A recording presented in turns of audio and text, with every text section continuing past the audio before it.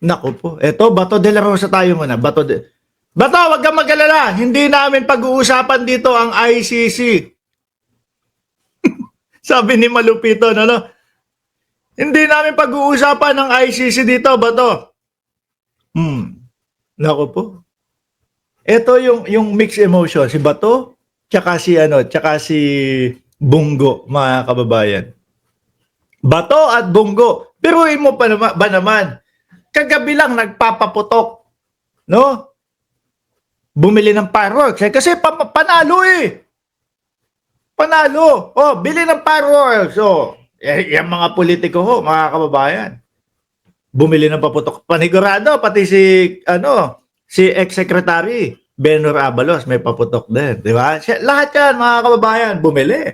Kasi mag-ano sila eh, mag-celebrate sila eh. Biruin mo si Bato de la Rosa, nagpapaputok. Boom, boom, boom, panalo, panalo. Tapos paggising sa umaga, May 13, ICC, ang topic.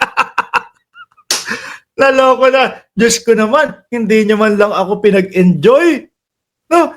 Pagising ko, kakapanalo ko lang kagabi, ICC na ang pag-uusapan. Oh. Sinasabi dito ni Bato de la Rosa, mga bossing, no? De la Rosa says his votes are protest for Duterte's ICC arrest. Hindi, ibig sabihin, bobo ka? Tama ba ako? No? Ibig sabihin, hindi naniniwala ang mamamayang Pilipino o hindi naniniwala yung mga bumoto sa iyo dahil sa kakayahan mo. Dahil nagpo-protesta ako kay Duterte. Ibaboto ko si Bato. Ganun lang.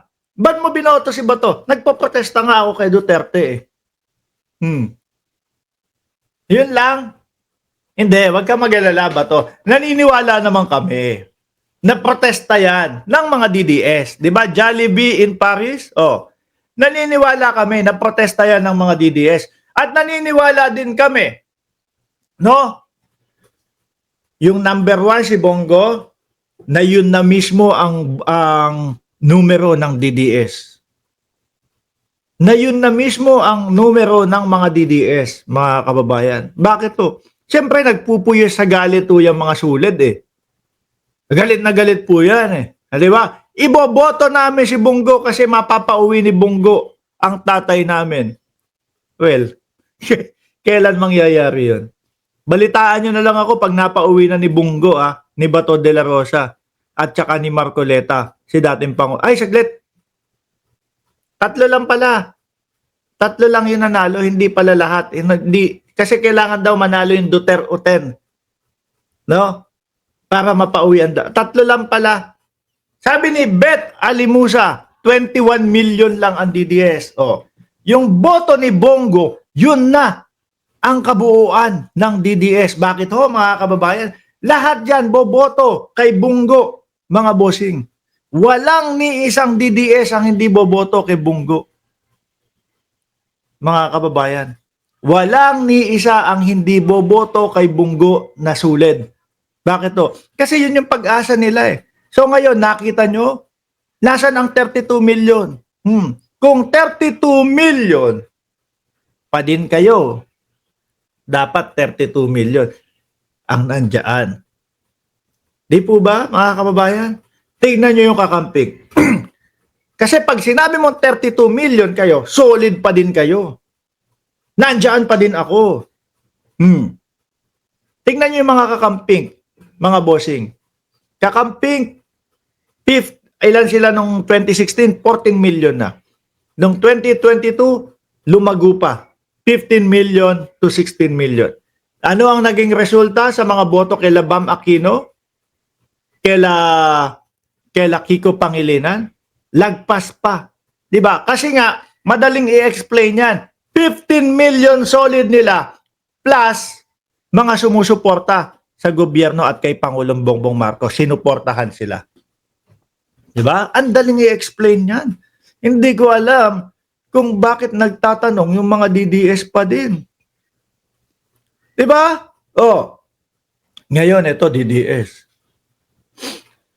Kung sulid, Dapat 32 million yan. Wala na. Wala na. 'Di ba? Hindi na. Ilan na lang ho? Ilan yung boto ni Bongo? Ang laki ho ng ibinawas from 32 million. Mga kababayan. So, eto pa. Sabi ni Nino Jan, Jeremy Go, hindi lahat ng bumoto kay Bongo DDS dahil yung sa Malasakit Center, pero mga DDS galit sa 20 pesos na bigas. Ano ang pagkakaiba dyan sa Malasakit? May nagsasabi, eto, nababasa ko to, may mga nagsasabi, mga bossing, na meron daw pong mga bumoto kay Bongo kasi nga nakinabang doon sa Malasakit Center. Na mga suporta ng gobyerno. Paano pa yan? Di ba bawas pa yung ilang milyong boto ni Bongo? Mga kababayan. Kaya nga, kung i-analyze nyo, kung hindi lang kayo puro pasulad-sulad dyan, isipin nyo, no, kahit umabot kayo, pagtulog nyo ngayong gabi, alas 9 ng gabi, paghiga nyo sa kama, mga DDS, gumanong kayo.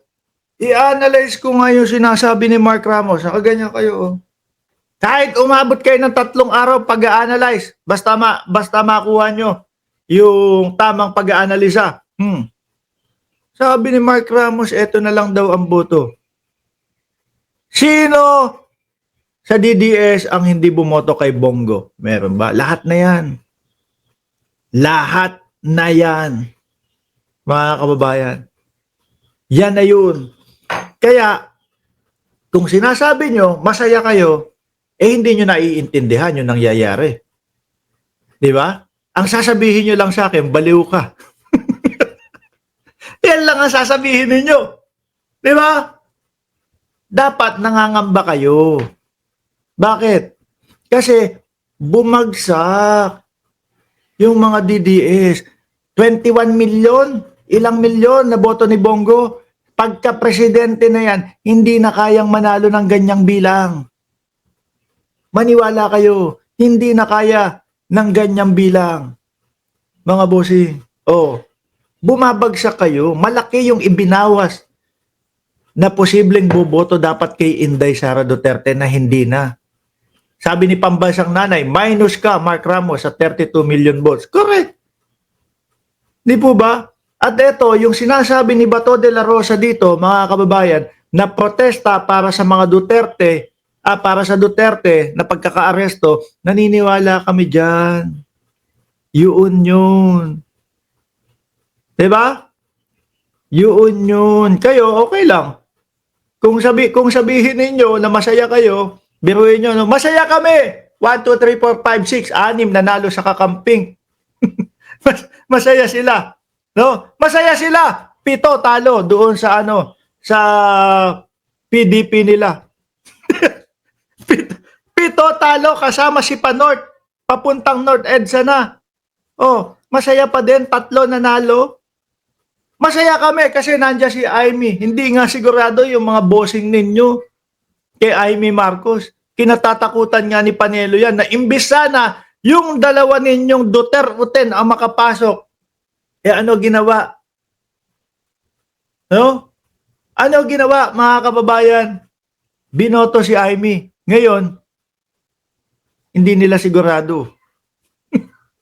Hindi nila sigurado kung ano ba kalagayan talaga ni Amy. Masaya kayo? Masaya kayo? Kung i-analyze nyo, ilang milyon na lang yung boto ng DDS. Sagad na yan sa mga DDS. Ibig sabihin, kung sino, lahat yan, DDS, ibinoto si Bongo, ibig sabihin, lahat yan, boboto kay Inday Sara Duterte. Imposible namang may bumoto kay Sara Duterte sa 2028 na kakamping. Diba? Imposible namang may bumoto kay Inday Sara Duterte na mga sumusuporta sa gobyerno. Yaan na lang ang bilang nyo kung ano yung bilang ni Bongo. So ngayon, alisin ko na to. Ayan, Bato yung pinangako ko, hindi ko pag-uusapan yung ICC. Tobats, okay?